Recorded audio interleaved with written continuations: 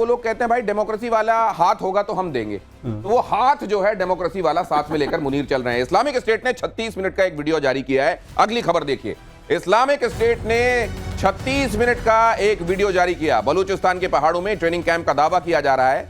BLA को खूनी संघर्ष के लिए तैयार रहने की चेतावनी दी गई है। बलूचिस्तान की आजादी के लिए लड़ रहे बलोचों को चेतावनी दी गई है। ये Islamic state of Khorasan province ISKP है ये, और वो चेतावनी दे रहा है। पाकिस्तान की इससे पोल खुल रही है कि वहां मुनीर की फौज और IS आतंकियों में किस कदर गठजोड़ है।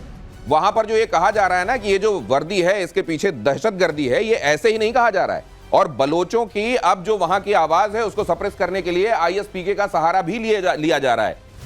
मैं आपको बात बताता हूं दिनेश, बड़ी इंपॉर्टेंट बात आपने बताई है। देखिए, दो बातें इसमें। पहली बात तो ये है कि ये जो बलोच आजादी के लिए लड़ रहे हैं, चाहे वो बलोच लिबरेशन आर्मी हो, कोई भी बलोच संगठन हो, दे आर फ्रीडम फाइटर्स।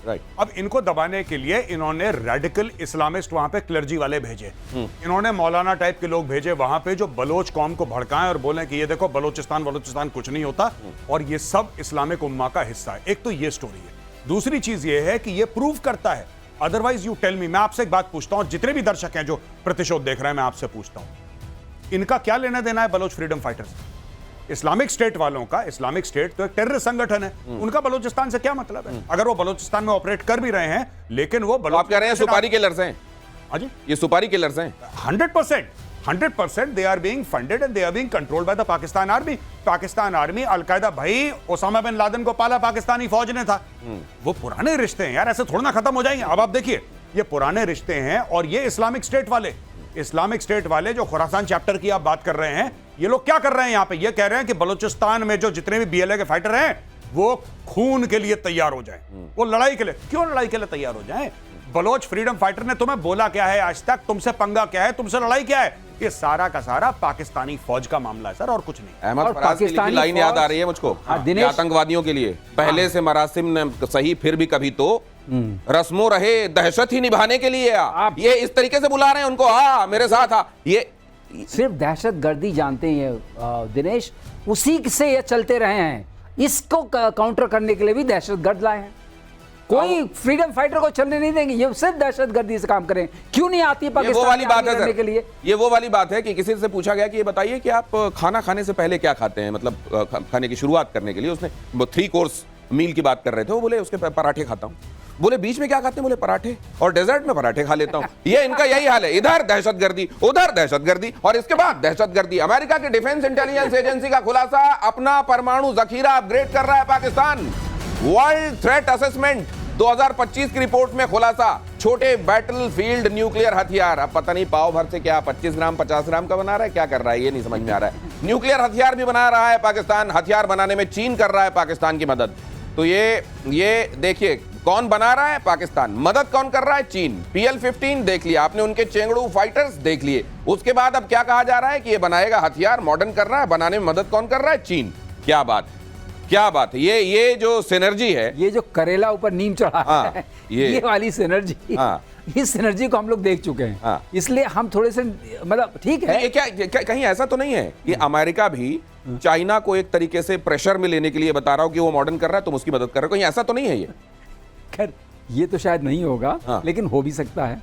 आजकल कुछ भी हो सकता है, क्योंकि मुनीर अगर फील्ड मार्शल बन सकता है तो कोई कुछ भी कर सकता है। तो ये जो होते हैं सर, जैसे हमको मालूम है tactical nuclear weapon, strategic nuclear weapon, बड़े इलाके में तबाही स्ट्रेटेजिक, छोटे इलाके में तबाही टैक्टिकल, उससे भी ये बैटलफील्ड न्यूक्लियर हथियार क्या है सर? ये बैटलफील्ड न्यूक्लियर हथियार कई बार ऐसा होता है कि आप आर्टिलरी से भी इसको फायर कर देते हैं, या छोटे बैलिस्टिक मिसाइल से भी आप इनको फायर कर देते हैं, और अलग अलग किस्म के अलग अलग टारगेट के लिए। देखिए, जब टैक्टिकल है तो पाकिस्तान का ये असेसमेंट है कि टैक्टिकल न्यूक्लियर वेपन्स हम तब इस्तेमाल करेंगे जब भारतीय सेना पाकिस्तान के अंदर घुस जाएगी और हमें एग्जिस्टेंशियल थ्रेट होगा। क्योंकि पाकिस्तान का यह मानना है कि टैक्टिकल न्यूक्लियर वेपन्स तब इस्तेमाल होंगे यानी कि अपनी ही जमीन पे, यानी पाकिस्तान जब ठोकेगा टैक्टिकल न्यूक्स तो अपनी जमीन पे ठोकेगा, क्योंकि तब उनको एग्जिस्टेंशियल थ्रेट। ये पाकिस्तान की एक न्यूक्लियर फिलॉसफी की बात कर रहा हूं। That is what they are saying. But is it valid? ये बहुत ही खराब फिलॉसफी है, क्योंकि आप रेडिएशन अपने इलाके में करेंगे, टैक्टिकल से भी न्यूक्लियर होगा, रेडिएशन होगा। तो खास बात ये कहना क्या चाहते हैं, टैक्टिकल का मतलब है कि हम उसका रेडियस कम रखेंगे जो डिस्ट्रक्शन वाला है, TNT जो उसकी होती है वो जो इंडेक्स होगा वो बहुत कम होगा। ये टैक्टिकल का मतलब है। तो मतलब उसकी जो मारक क्षमता है वो कम होगी। मारक क्षमता कम होगी, पाव तो क्या इसको हमेशा टीएनटी के से ही मेजर करते हैं क्या? ट्राई नाइट्रोटोलुइन के स्केल पे ही मेजर करते हैं? स्केल पे मेजर करते हैं according to so many tons of TNT. अच्छा अच्छा। अकॉर्डिंग टू वो तो मतलब ये देखिए कि अब वहां जो पाव वाले बताते थे ना, वहां 25 ग्राम 50 ग्राम इस तरह वाले बाट, हालांकि वो भी तौलने के ही काम आए, चवन्नी अठन्नी टाइप, वो भी सब्जी तौलने के काम आते होंगे पाव भर वाले। वो जैसे पत्थर आप कई जगह देखते हैं ना, बाट नहीं होते, पत्थर रख देते हैं सब्जी वाले, तो उनके पास बाट नहीं होता होगा तो इनके न्यूक्लियर रख देते होंगे। अब वो 25-50 ग्राम के भी मौजूद है, मतलब अब जीरा सौंफ धनिया भी तुल जाया करेगा। इसको हम लोग कहते हैं दिनेश, इसको हम लोग डर्टी वॉर बोलते हैं। It is not called nuclear war, it's a dirty war because आप जानबूझ के एनवायरमेंट को डर्टी कर रहे हैं, रेडिएशन डर्टी कर रहे हैं। तो ये डर्टी वॉर जो है बहुत डेंजरस मानी जाती है। नहीं, ये जो टैक्टिकल आप कह रहे हैं, ये डर्टी एक तरीके का लीकेज आपने कर दिया, थोड़ा सा एक्सप्लोजन हुआ लेकिन रेडिएशन का लीकेज बहुत होगा, उससे डैमेजेस बहुत होते हैं। तो ये भी कोई मतलब this is against the normal set rules of the international war fighting. ये कन्वेंशनल वॉर में नहीं आएगा।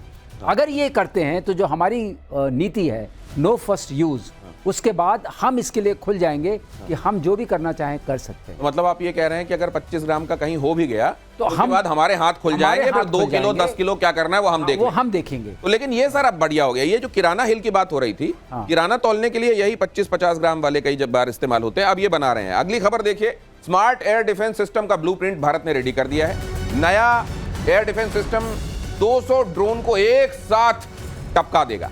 नए एडीएस में नॉन रोटेटिंग आईसा रेडार है। ये आईसा और पैसा क्या होता है अभी एयर मार्शल आपको बताएंगे। ये active array, electronically active array something होता है, आप बताइएगा अभी। रेडार जो है 360 डिग्री यानी आयरन डोम की तरह घूमकर काम करेगा। बताइए सर कैसे करेगा? तो देखिए आईसा और पीसा होता है पैसिव इलेक्ट्रॉनिकली स्कैन्ड अरे रेडार, और आईसा होता है एक्टिव इलेक्ट्रॉनिकली स्कैन्ड अरे। सर हमको तो ये चेकोस्लोवाकिया की स्पेलिंग लग रही है, आसान शब्दों में समझा दी। तो आसान शब्दों में यह है कि पहले हम क्या करते थे, एंटेना को घुमाते थे और घुमाने के बाद एंटेना से हम हर जगह की तस्वीर लेते थे। अच्छा, ये घूम रहा है एंटीना और तस्वीर सब जगह के ले रहे हैं, ठीक। लेकिन अब एंटेना को घुमाना नहीं है, अच्छा एक जगह फिक्स, वो अपने आप स्कैन कर रहा है और बहुत धीमे एंटेना घूमता है। तो स्कैन करने की जो स्पीड है बहुत बढ़ गई है। इसका मतलब जो सामने जहाज आ रहा है या जो ड्रोन आ रहा है उसको हम कई बार स्कैन कर सकते हैं। तो अगर हाई स्पीड पे भी हुआ तब भी हम उसको ट्रैक कर सकते हैं, बहुत हाई स्पीड पे हो तब भी ट्रैक कर सकते हैं। अच्छा, सबसे बड़ा आप देखिए देखने में तो पैसा से ज्यादा एडवांस आईसा है। आईसा है, और आईसा क्या होता है, वो हर एयरक्राफ्ट में लगा होता है। पीसा नॉर्मली स्टैटिक होता है, जमीन पे होता है। अच्छा, ग्राउंड रेडार में आता है, वो एयरबोर्न रेडार में आता है। Okay, mostly. तो ये जो हम तैयार कर रहे हैं सर, इससे वो जो टिड्डी दल आता है एक साथ, जो टिड्डी दल, टिड्डी दल की बात सुनिए। टिड्डी दल को मारने के कई तरीके निकाले गए हैं। एक तरीका जो है सॉफ्ट किल, जिसको हम बोलते हैं कि हम इलेक्ट्रॉनिक वॉरफेयर से उसको किल करेंगे। दूसरा एक ईएमपी कहलाता है, इलेक्ट्रोमैग्नेटिक पल्स से हम उसको गिराएंगे। और तीसरा कहलाता है कि हम लेजर से उसको गिराएंगे, डायरेक्टेड एनर्जी। वो सॉफ्ट किल में नहीं आएगा, हार्ड किल में आएगा। लेकिन एक हमारे पास और अच्छा तरीका है कि इनके ही इनकी तरफ भेज देंगे, जिसको जीपीएस स्पूफिंग कहते हैं। अच्छा, उसका डायरेक्शन तेरा तुझको अर्पण। तो तेरे को कौन सा खाना है, थप्पड़ खाना है, लात जूता, किसमें खुश होगा तू वो बता दे, और नहीं तो तेरा ही वाला तेरी तरफ घुमा देते हैं। मेजर साहब, जब मैं इस तरह की बात करता हूं, मेजर साहब को ये वाली लैंग्वेज थोड़ा सा और बढ़िया लगती है पाकिस्तान के संदर्भ में। एचएएल ने तैयार किया है cats warrior, unmanned combat aerial vehicle है ये cats warrior. New generation warfare के लिए अल्ट्रा मॉडर्न डिजाइन है इसकी। ये क्या है सर? सो सी आप यूएवी की जब बात होती है, अल्ट्रा मॉडर्न जब हम यूएवी की बात करते हैं, इसका मतलब एआई ड्रिवन है। एआई के से एक फायदा क्या होता है कि जो मैंने एक बार बात की थी कि आप देखेंगे, सोचेंगे, समझेंगे, फिर उसके बाद सोचेंगे, फिर मारेंगे। ये वाला काम एआई बहुत फास्ट कर सकता है, मिली सेकंड्स में कर सकता है। ये तो सर ये जो पहले कैट का मतलब है, you looking like a cat, cool American something cat है। नहीं, ये तो ये वाला कौन सा कैट है सर? आप सर से ये पूछिए लॉयल विंगमैन कॉन्सेप्ट, सर आपको ये बता देंगे। सर आप एक बार जरा ऑडियंस को लॉयल विंगमैन का बताइए, जो 6th जनरेशन में है, कि एक एयरक्राफ्ट चल रहा है और उसके आसपास इतने चल रहे हैं विदाउट पायलट्स। बेसिक सर आप बताइए। तो एक जहाज, मेन जहाज जा रहा है, वो मैन्ड एयरक्राफ्ट है, बाकी एक में पायलट है, एक में पायलट और साथ में जो चल रहे हैं उसके एस्कॉर्ट कर रहे हैं उसको। नहीं है, तो ये वाला एक पर्टिकुलर लेवल तक ले जाता है, आईबी तक ले जाएगा, इंटरनेशनल बॉर्डर तक, और ये मुड़ लेगा, वो आगे चले जाएंगे, because he has given sufficient instruction. और उसके वो एआई ड्रिवन है। एक बार यहां से कमांड दिया, एआई टेक्स ओवर, बोला गो टू बहावलपुर। तो वो जो सुखोई है, फॉर एग्जांपल, वो जो सुखोई है उसके अंदर ब्रह्मोस लगे हैं, सारे हार्ड पॉइंट्स हैं, इट गोज टू बहावलपुर। ठीक है। अच्छा, अगर वो गिर भी जाता है, बाय द वे, अगर पाकिस्तान उसको गिरा भी देता है, तो क्या हुआ, हमें कौन सा लोन लेके खरीदने हैं, हमारे पास 50 और हैं। तो वो चला जाता है, बेसिकली पायलट को बचाना है। तो लॉयल विंगमैन कॉन्सेप्ट है कि एक हब हो गया, बाकी स्पोक हो गए, एक पायलटेड एयरक्राफ्ट है। ये जो आपने अभी ड्रोन के बारे में बताया ना यहाँ पे, आप जो ड्रोन के बारे में अभी आपने ब्रेकिंग न्यूज दी, मुझे जैसे ही मैंने देखा इसको, मैंने बोला कि सर आप जरा सबको बताइए लॉयल विंगमैन कॉन्सेप्ट क्या है। तो बेसिकली अगर आपके पास ये लेटेस्ट बहुत मॉडर्न है, इसमें एक मैंने वॉरफेयर देखी थी, एक हो रहा था, एक F-16 है जो सुपर मतलब जो टॉप गन बोलते हैं वो फ्लाई कर रहा है, और दूसरा AI फ्लाई कर रहा है। इसको मैंने खुद देखा है, डरपक उसमें था, AI ने उसको 6 बार मार दिया 3 मिनट के अंदर। इसको आसान शब्दों में ऐसे समझ लीजिए कि एक आपका ऐसा फाइटर जेट जाएगा जिसमें आपका पायलट होगा, बाकी उसके साथ जो जा रहे होंगे वो ड्रोन किस्म के आपके लड़ाकू होंगे। ये जाकर उनके एक पर्टिकुलर जगह पर जाकर उनको ये बता के आ जाएगा, जाओ उस जगह जाके इनका काम कर दो, और वो जाके बाकी के सब पिल पड़ेंगे। और वो भी फाइटर एयरक्राफ्ट हैं, और वो भी फाइटर एयरक्राफ्ट है, वो सिर्फ ऐसे ड्रोन नहीं है धीरे धीरे वाले, तो वो भी जेट है, ये भी जेट है। हाँ, तो ये जेट है, और वहां जाके कहेगा कि यहां जाके जाओ, घर तक छोड़ के आ जाओ, और घर तक छोड़ के आ जाएंगे। गुजरात के भुज बॉर्डर पर पीएम के हुंकार देखिए। ऑपरेशन सिंदूर आतंक के अंत का मिशन है, पीएम ने कहा। आतंकियों के ठिकाने मिट्टी में मिलाए गए। पाकिस्तान ने कच्छ में भी ड्रोन भेजे। आतंकवाद पाकिस्तान की रोजी रोटी है। मैंने छिपाकर नहीं, बताकर मारा। पाकिस्तान को 100 किलोमीटर अंदर घुसकर मारा, कहा प्रधानमंत्री ने। मैं आतंकवाद के ठिकानों को मिट्टी में मिला दूंगा।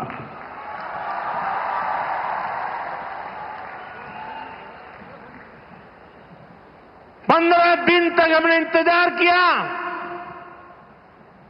फिर पाकिस्तान आतंकवाद के खिलाफ कोई कदम उठाएगा, लेकिन शायद आतंकवाद ही उनकी रोजी रोटी है।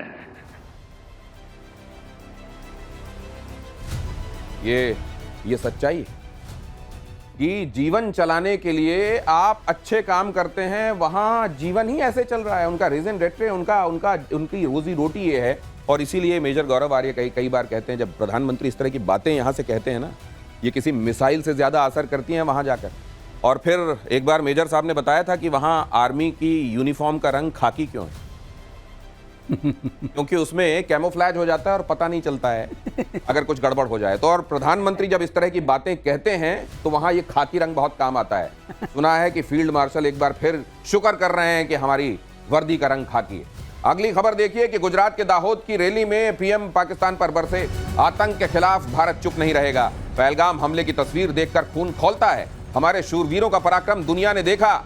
आतंकियों के 9 ठिकाने हमने तबाह किए, प्रधानमंत्री नरेंद्र मोदी ने कहा। सर, हम ये बाइट सुन ले जरा जो प्रधानमंत्री ने कहा, उसके बाद एक बड़ा महत्वपूर्ण सवाल है आपसे पूछना। जम्मू कश्मीर के पहलगाम में आतंकवादियों ने जो कुछ किया, क्या भारत चुप बैठ सकता है? क्या मोदी चुप बैठ सकता है? जब कोई हमारी बहनों के सिंदूर को मिटाएगा तो उसका भी मिटना तय हो जाता है। मिटना तो तय है, ये प्रधानमंत्री ने स्पष्ट कर दिया है।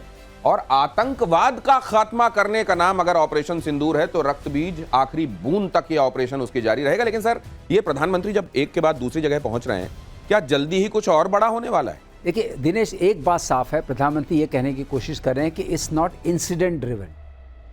एक इंसिडेंट से मतलब नहीं है, नी जर्क वाला नहीं है। ये नी जर्क वाला नहीं कि आपने एक इंसिडेंट किया तो मैंने उसका रिस्पॉन्ड किया।